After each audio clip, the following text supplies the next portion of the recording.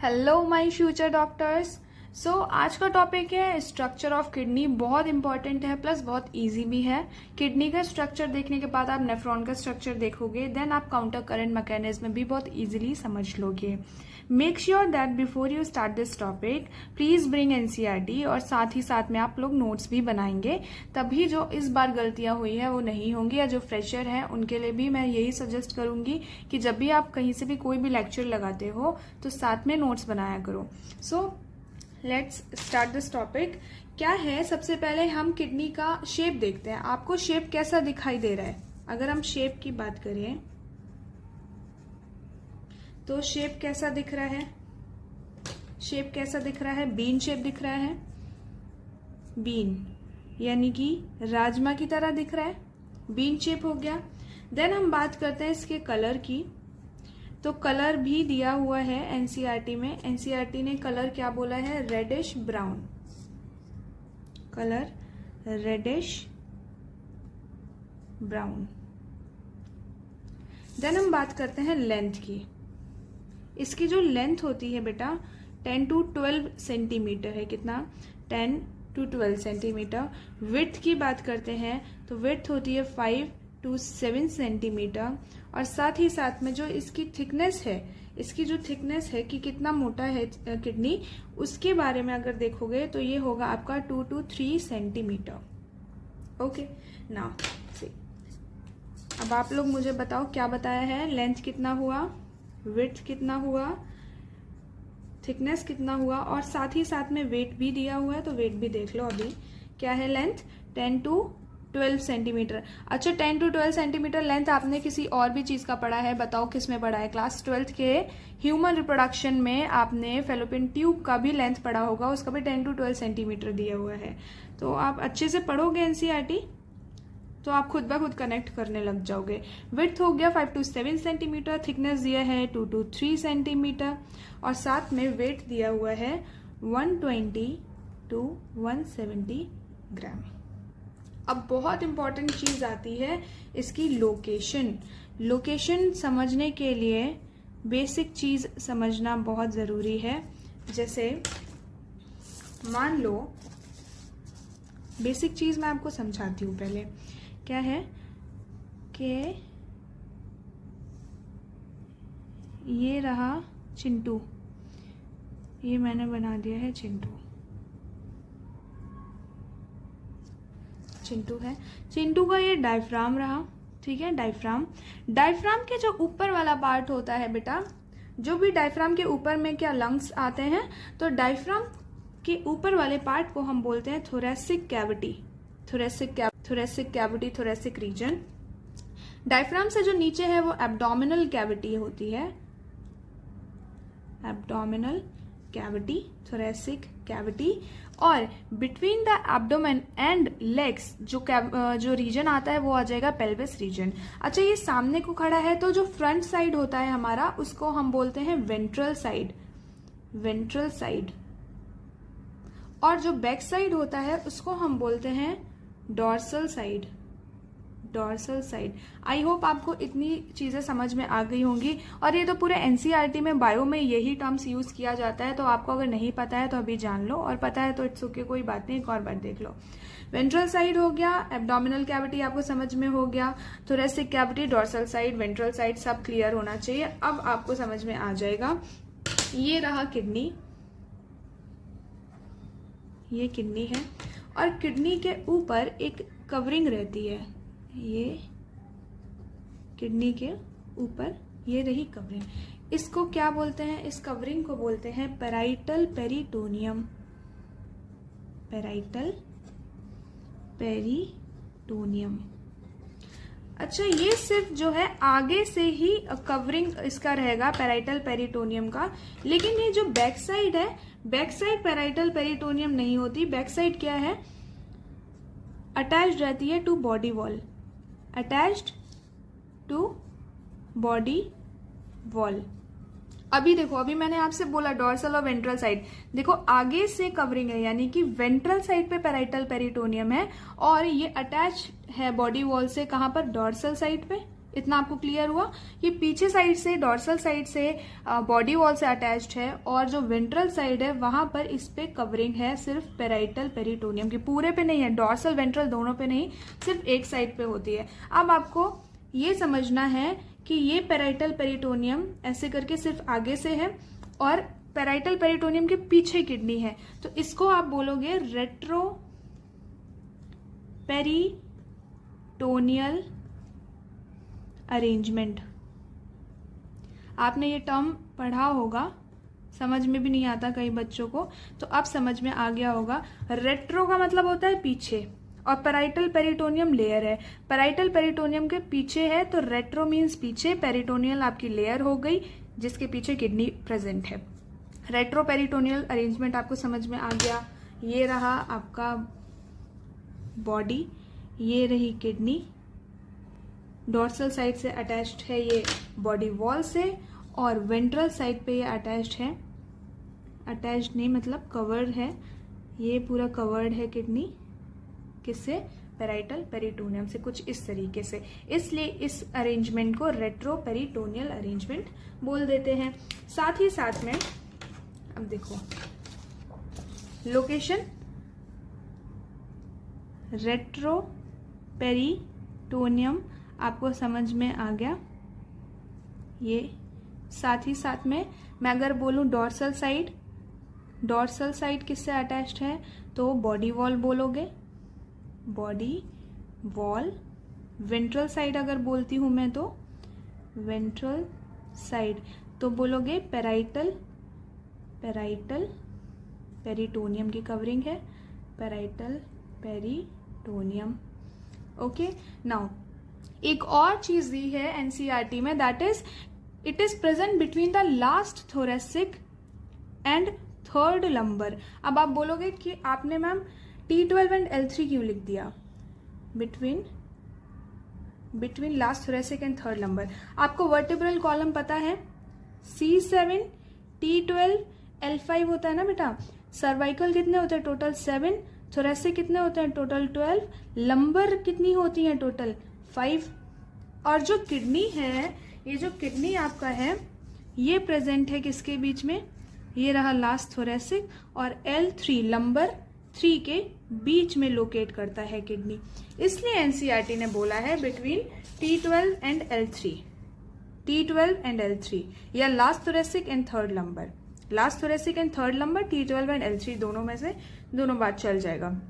Okay, ये तो हो गया बेसिक डेटा, इतना तो आपको पता होना चाहिए। अब आते हैं इम्पॉर्टेंट टॉपिक जो कि आपको समझना ही पड़ेगा अच्छे से। अब यहाँ से स्टार्ट हो जाता है हमारा स्ट्रक्चर ऑफ किडनी। अगर आप जो है इसको अभी समझोगे, जो मैं आपको समझाने जा रही हूँ, तो इसके बाद वाला जो क्वेश्चन आएगा, यानी कि पैसेज ऑफ यूरिन जब मैं पूछूंगी तो आप लोग इजीली बता पाओगे, लेकिन समझोगे नहीं तो फिर कुछ नहीं हो सकता है। सबसे पहले हम शुरुआत करेंगे, किडनी जो है 2 पार्ट्स में डिवाइडेड है कुछ इस तरीके से। जो आउटर वाला पार्ट है, ये जो डॉटेड वाला पार्ट है, इसको हम बोलते हैं कॉर्टेक्स, आउटर कॉर्टेक्स। और जो इनर पार्ट है इसको हम बोलते हैं medulla, inner medulla, inner medulla. अच्छा, ये किडनी के ऊपर प्रोटेक्टिव लेयर होती है, इसके ऊपर प्रोटेक्टिव लेयर है, 3 लेयर्स हैं। देखो मैं आपको बता देती हूँ, आउटर टू इनर में अगर आपको बताऊं तो आउटर लेयर होती है renal fascia, renal fascia, and then middle layer होती है adipose capsule, and inner layer होती है रीनल कैप्सूल। देखो रीनल टर्म किडनी से रिलेटेड है, जैसे आप कार्डियक पढ़ते हो, हार्ट से रिलेटेड कुछ भी होता है तो हार्ट के लिए कार्डियक होता है, किडनी के लिए रीनल होता है, लिवर के लिए हिपैटिक होता है, तो इससे घबराना नहीं है। Renal fascia, adipose capsule, renal capsule, ये आपका आउटर लेयर है, ये मिडिल लेयर है और ये इनर लेयर है, और इन तीनों लेयर से मिलके बनती है इसकी जो आउटर लेयर प्रोटेक्टिव कवरिंग है, इन 3 लेयर से बनती है प्रोटेक्टिव लेयर।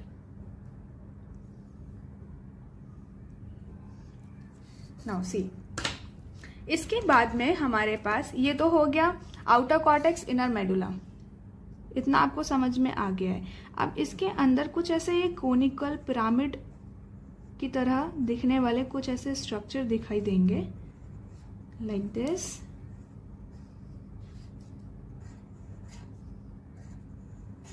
ठीक है, अब देखो मेडुला के अंदर में ये पिरामिडल स्ट्रक्चर दिख रहे हैं आपको। ठीक है, मेडुला के अंदर ये इनर वाला पार्ट मेडुला है ना, तो इसके अंदर आपको कैसे स्ट्रक्चर दिख रहे हैं, पिरामिड। और मेडुला के अंदर है तो इसलिए हमने क्या बोला इसको, मेड्यूलरी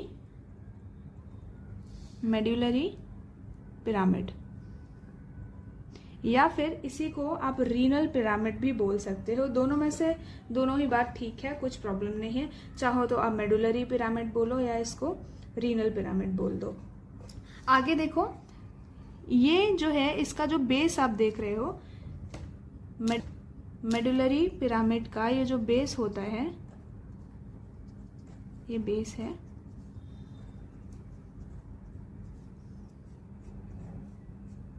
इस बेस को हम बोलते हैं, इस बेस को हमने बोला है रीनल पैपिला। बेस को बोलते हैं renal papillae. Okay, outer cortex हो गया, इनर मेडुला हो गया, कोनिकल स्ट्रक्चर जो दिख रहे हैं उनको बोला मेडुलरी पिरामिड। मेडुलरी पिरामिड का जो बेस है उसको बोला रीनल पैपिले। रीनल पैपिले के बाद में ट्यूब लाइक स्ट्रक्चर ऐसे खुलते हैं, स्मॉल चेम्बर लाइक स्ट्रक्चर ऐसे करके ये ओपन होते हैं। इनको हम बोलते हैं what, minor calyx.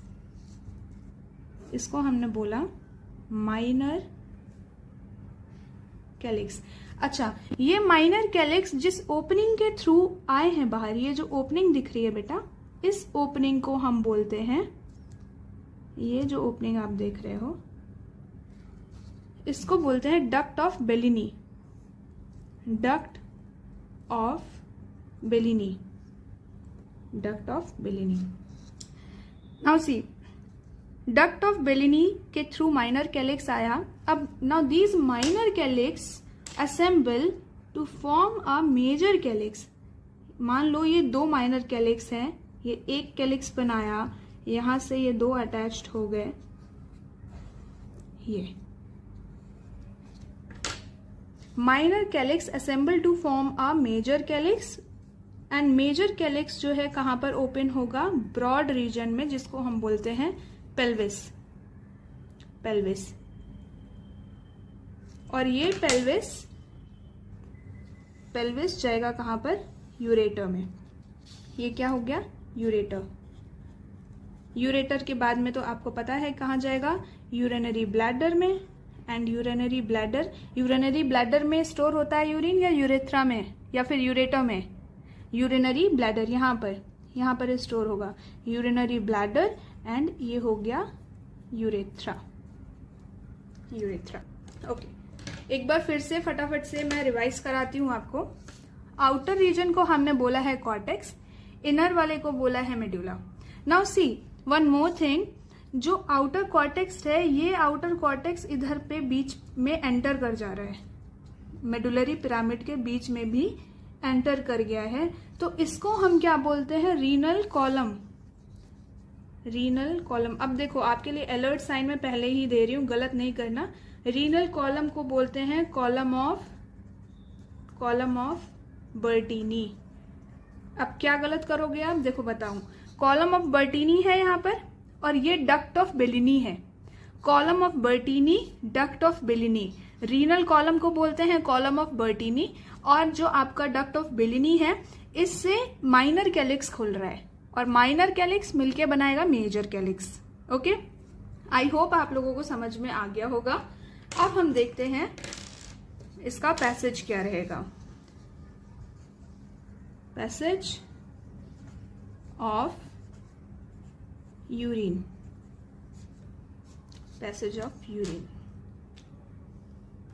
See here, collecting duct, इसी के अंदर जो है नेफ्रॉन है, यहां से कलेक्टिंग डक्ट से यूरिन जो है बन के आएगा, इधर से जाएगा। ठीक है, तो सबसे पहले आएगा कलेक्टिंग डक्ट,